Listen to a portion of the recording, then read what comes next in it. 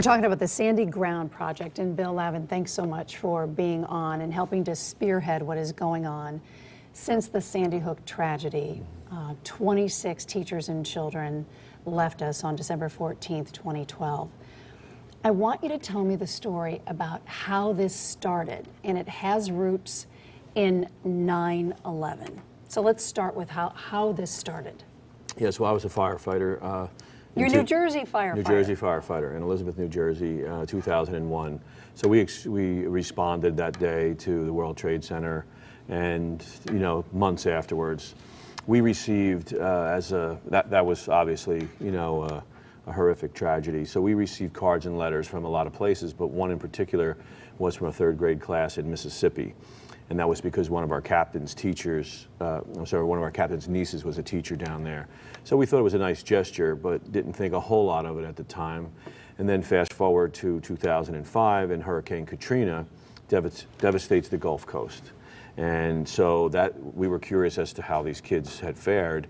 And why were you curious? I mean, you could have moved on, but you connected with these kids. Yeah, they had sent us notes of cheering us up, really touching messages from a third grade kid, and they were remarkable. So we felt like we had a connection to them. So we just sat around the firehouse, and somebody looked at the sign and said, "Geez, I wonder how those kids made out." And we, found out that their school had been destroyed completely, and their homes. About 80% of them lost their homes. Some of them had lost loved ones.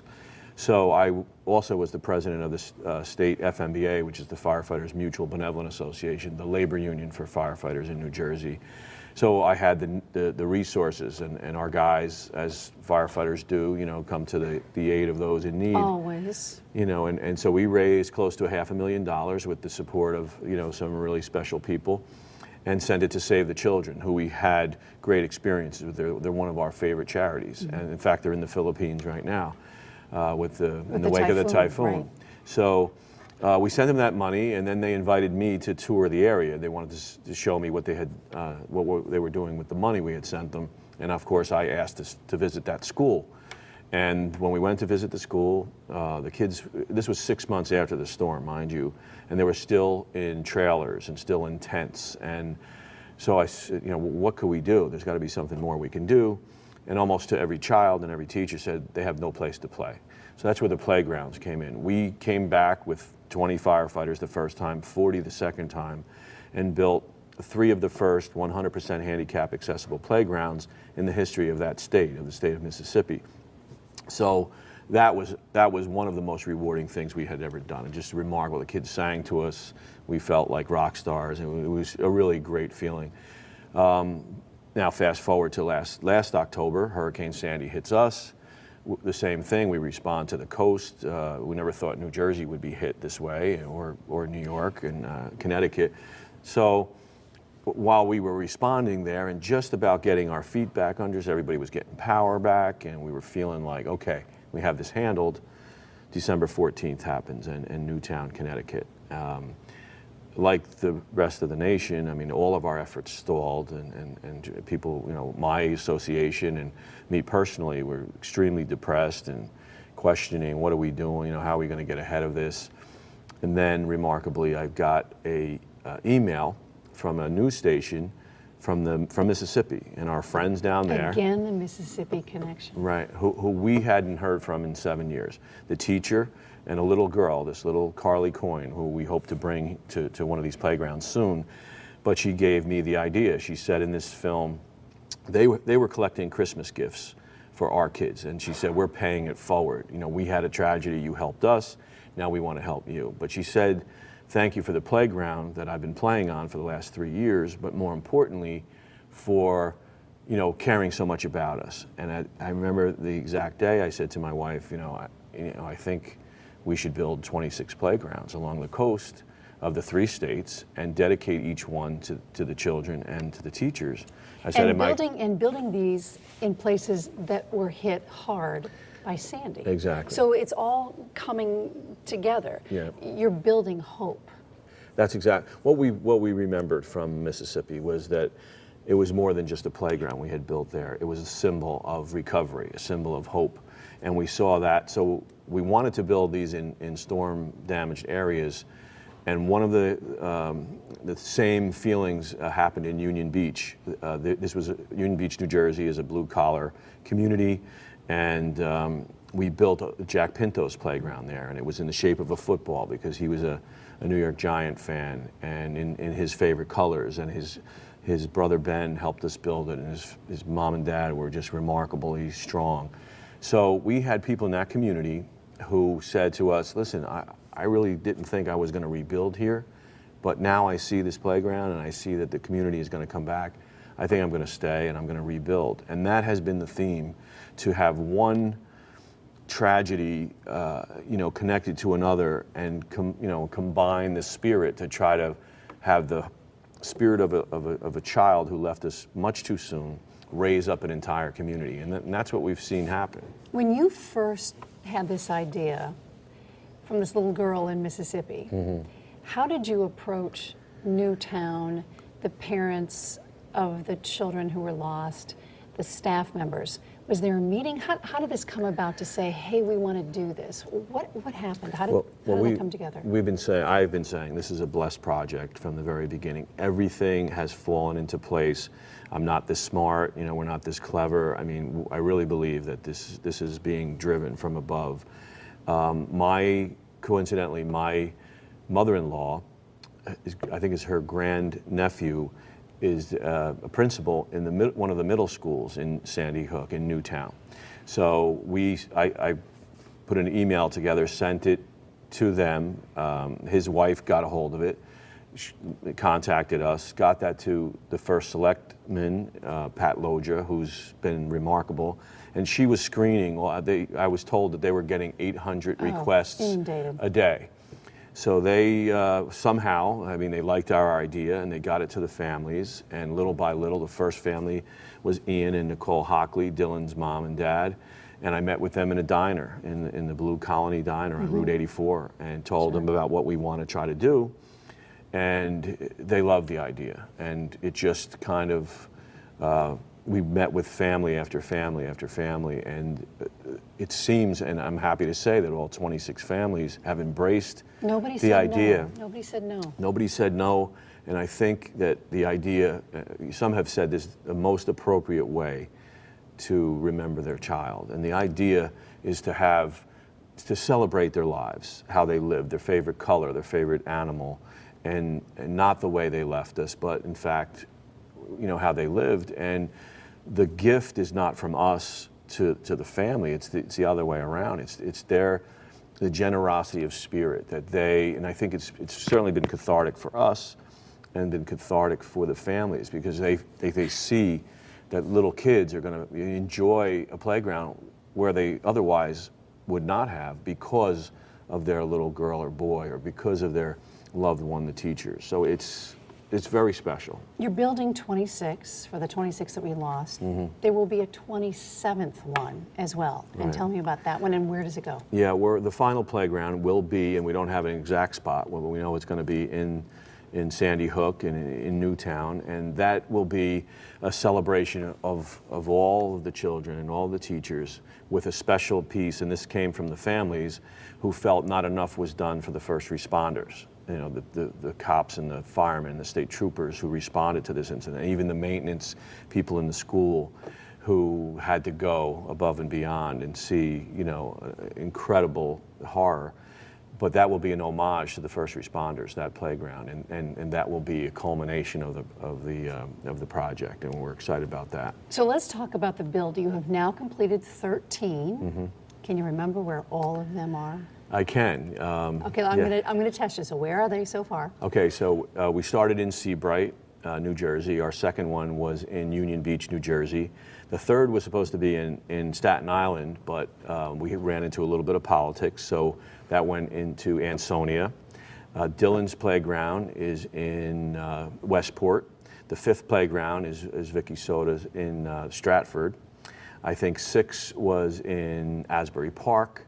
7 We did in 9 is in Fairfield. 7 was in You're doing great. Normandy. no, I'm sorry. 8 was in Normandy, and I know 8 was in Normandy because that was Chase Kowalski's, and his sister. This was a beautiful story. Said, you know, what number is Chase playground going to be? And I said, you know, he's tracking for like 6, 7, or 8. She said, well, his baseball jersey was number 8, and could it be number 8? So, of course. Yeah. So it just fit. We have Island Park, New York. You know, that was Caroline Previty's, a beautiful project there. 7 was Olivia Engel in Manasquan. And then... you did great, Bill. So the 10, 11, 12. Right, and now you're going to New London. So that's number 14. Yeah. Yes, we just completed our last build in Norwalk. You're going to take a break for the winter. You're going to do 3 more. Yeah, 3 more. We'll have 17 complete, we think, weather permitting, by Christmas. And then the ground will be too frozen to continue until the spring. So you brought some goodies with you. What happens? You come into town.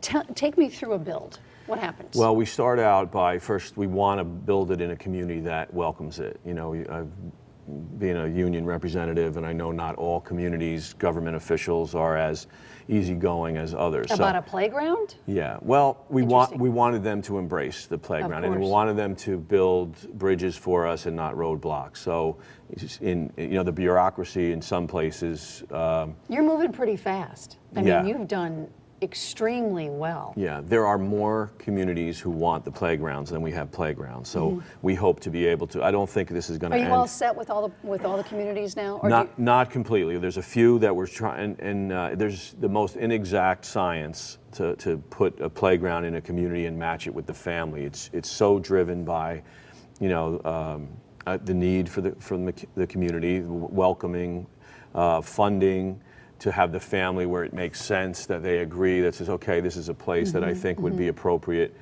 for their child or for their loved one, for the teachers. So the timing.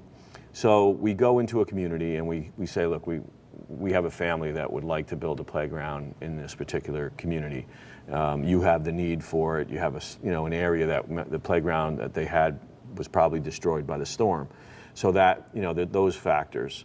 The spirit of the build is to lift up a community that needs it, to have a family that it makes sense. Some of them, I'll give you an example. The one that we're heading up to in New London is for Emily Parker, beautiful little fair-haired and fair-skinned girl whose mom told me that she wanted just to stay in her shady spot. She wasn't crazy about the sun. So we knew we had to find a park with trees and shade, and her mom asked us that. So Riverside Park, when I have a connection to New London through the Children's Burn Camp, so I know a lot of the firefighters up and down the coast in Connecticut. And so Vic Spinato, who's our chairman up there, showed me a couple places. When I walked out onto the Riverside Park shady spot, I said, this is Emily's shady spot. And I remember calling her mom and saying, I found a beautiful spot for Emily, and she was so excited. So, what kind of help do you need as you continue to build all of these and get through number 27? Do you need money? Do you need manpower? You've got a platform here. Let's use it. Yeah. What do you need? We definitely continue to need funding for that. We have about 17 of the playgrounds are funded, and then after that we have, I think the total is a $3 million project, including our final memorial playground. So we have a ways to go. We probably have at least another $1 million to raise. So, people who want to contribute, sandygroundproject.org is where they can go. They can find us on Facebook, where Angels Play Foundation is all over Facebook. And we've received funding from children who do lemonade stands in Chicago, Illinois. Which is just the best. Yeah, those are we've gotten the tiniest donation from children who are celebrating a birthday or a confirmation or a bar mitzvah, who tell their parents, listen, I heard about this project, and rather than me receive the money myself, I would like to, have people send money to them. And those are the best. And we received, large contributions from places like Carnival Cruise Line and from Pepperidge Farm and from the NFL Host Committee. So, the smallest little and the largest. And large. No, and the little ones, not that we need the big ones too, but the little ones are so so touching. You know, kids giving us their lunch money to help out with this is incredible. So the things you brought, what is this? Yeah, this is a tool belt, and there's, I think, two of the really special pieces of the project are the playgrounds are not just any playground. They reflect the favorite color and the personality of the child, who it's dedicated for, or the teacher. For example, the last playground, one of the last playgrounds we did, the theme was horses for Jessica Rico. She rode horses, and it's in Penfield Beach. But this tool belt, the really nice piece of this is the brothers and sisters of the children. That started with the Hockley family, because Nicole and Ian were telling me that their surviving son, Jake, Dylan's older brother, was his protector. And he felt lost, and he felt like, you know, there was nothing that he could do during the services, and spontaneously said, well, why don't we make him put him in charge of the build, you know? And so we get that started there, and we get the tool belts and give them to the children. So they feel a part of it. And they're a part of it. They're riding on the tractors and the bobcats, and we just had the mom, a beautiful mom, you know, working the jackhammer, digging the holes. Because you hit ledge. You told me about this in Norwalk. You hit ledge. Yeah, one of our toughest builds was Norwalk. We've had rock before, where we've had difficulty with the build, and we've had rain, but we had the rock and the rain at the same time. And while it was one of our toughest builds, it was one of our most rewarding, because there was a moment where the mom just grabbed the jackhammer and just started going, and all the guys looking around, how could we be tired? And it pushed us over the top. You had some rainbows too. Yeah, we've had remarkable things happen. That's why I said symbols and things that just can't be an accident. We've had just the other day we had a rainbow in Fairfield Beach. We had rain that stopped us, and then all of a sudden the sun came out, and we've had a most beautiful rainbow. And the child's mom said to us, I think my daughter likes the work that you've done.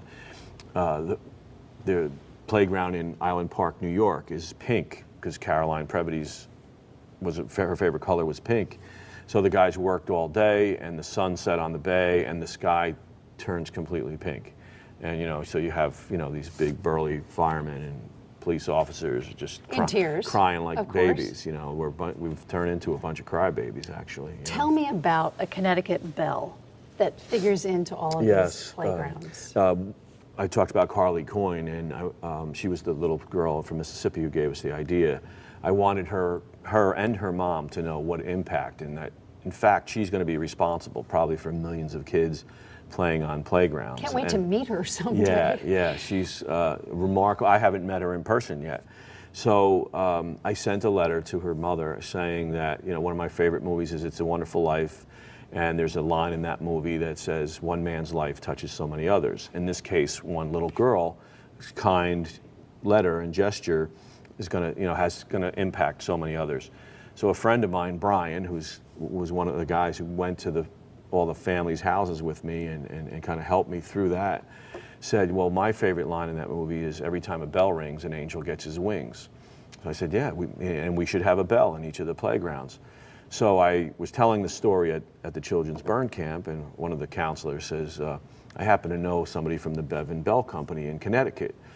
So I said, well, we should call them. And we call them, and we tell them the story, how this is what we want, and maybe you could consider helping us out, giving us a break, and there's kind of silence on the phone, and they tell us that they were the company who had built the bell from the movie It's a Wonderful Life back in the 1940s. So everything has come full circle, and when I tell that story, you get a gasp from the crowd, and then we ring the bell to symbolize that every time a bell rings, these angels get their wings.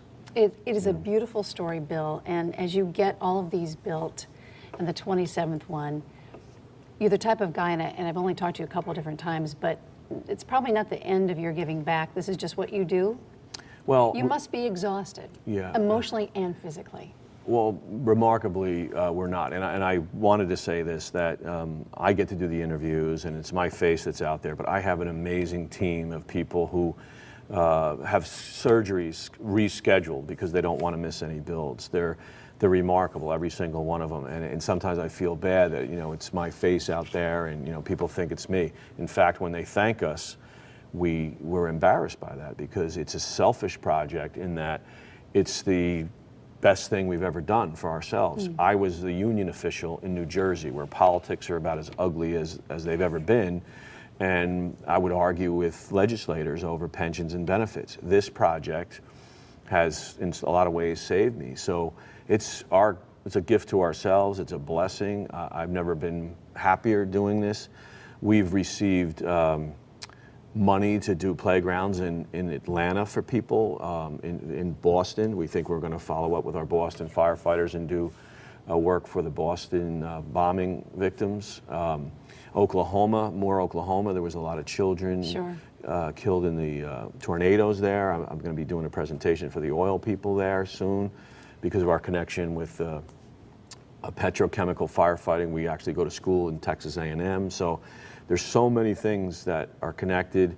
You know, we just had the Philippines, and you know, Typhoon was terrible. It's just at least 10,000 were killed in that. Unreal. Well, So. I want to sum this up by thanking you for coming on, enlightening us about what it is that you are doing for these families and for the town of Newtown. And as we get close to this anniversary, you're building hope. And thank you and your guys and everybody connected to you. Yeah. Thanks very much, Bill. No, thank you. Thanks for having me. And it's really the families that are giving us a gift as well. So we're just happy to do it.